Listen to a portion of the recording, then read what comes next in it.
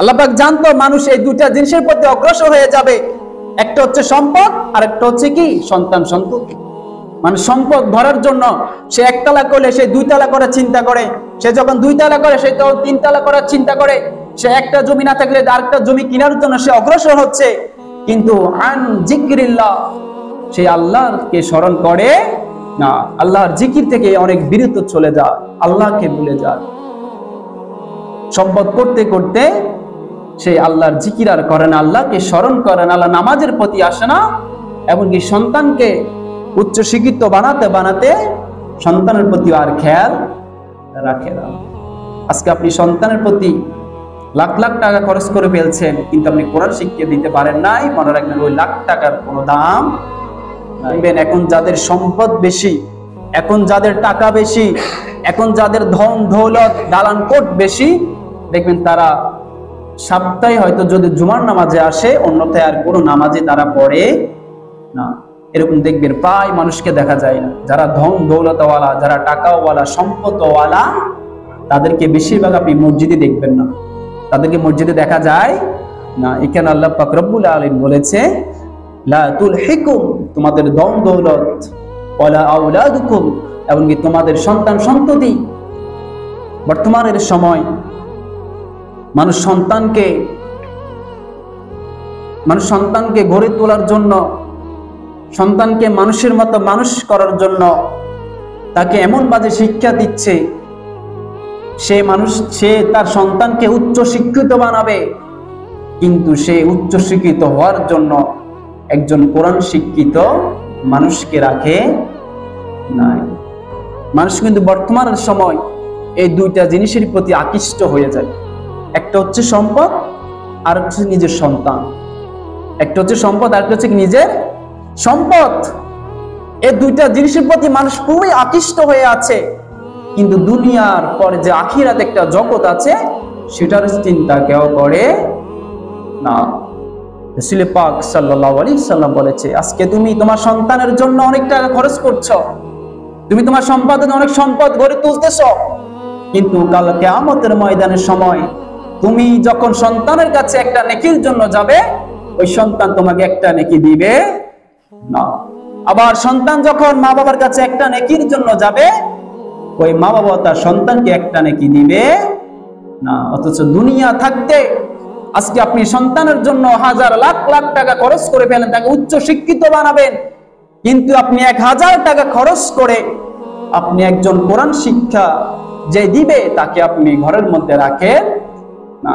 অথচ যে শিক্ষাটা আপনাকে দুনিয়া এবং আখিরাতের মধ্যে কামিয়াবি দান করবে, কিন্তু আমরা সেটার দিকে আমরা কেউ অগ্রসর হচ্ছি না।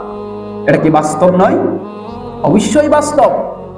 আজকে আমার ছেলে উচ্চ শিক্ষিত হবে, আমি তাকে ঢাকা ইউনিভার্সিটিতে পড়াবো, আমি তাকে অমুক বিশ্ববিদ্যালয়ে পড়াবো, আমরা তার জন্য আলাদা প্রাইভেট মাস্টার রাখি, তার ওইদিকে খরচ আমরা লাখ লাখ টাকা খরচ করতে পারি, কিন্তু আমার ছেলে যে কোরআন শরীফ পড়তে পারে না সেটার দিকে আমরা খেয়াল করি না।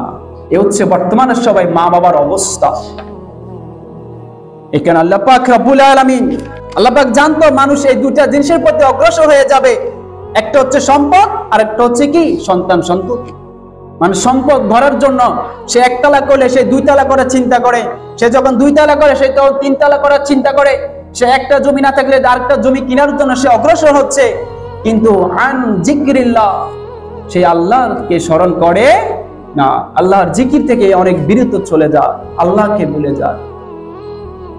সম্পদ করতে করতে সে আল্লাহর জিকির আর করে না, আল্লাহকে স্মরণ করে না, আল্লাহ নামাজের প্রতি আসে না, এমনকি সন্তানকে উচ্চ শিক্ষিত বানাতে বানাতে সন্তানের প্রতি আর খেয়াল রাখে না। আজকে আপনি সন্তানের প্রতি লাখ লাখ টাকা খরচ করে ফেলছেন, কিন্তু আপনি কোরআন শিক্ষা দিতে পারেন নাই। মনে রাখবেন ওই লাখ টাকার কোনো দাম নাই। দেখবেন প্রচুর এরকম বহু মা বাবা আছে, সন্তানকে আলাদা প্রাইভেট মাস্টার রাখে, কিন্তু একজন কোরআন শিক্ষা দিবে যে তাকে রাখে না। মনে রাখবেন আপনার মা বাবা আপনার প্রতি, আপনি যে একজন বাবা, আপনার প্রতি দায়িত্ব হচ্ছে সন্তানকে কোরআন শিক্ষা দেওয়া।